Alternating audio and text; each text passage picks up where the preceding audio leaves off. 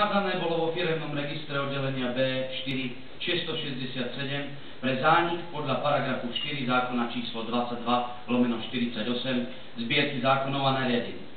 Sídlo firmy Turčiansky Svätý Martin. Znenie firmy Národný dom, účastinná spoločnosť.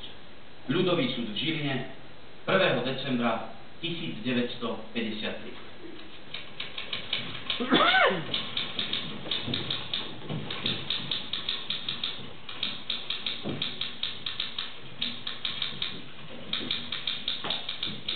Kde repertoár armádneho divadla pri vojni?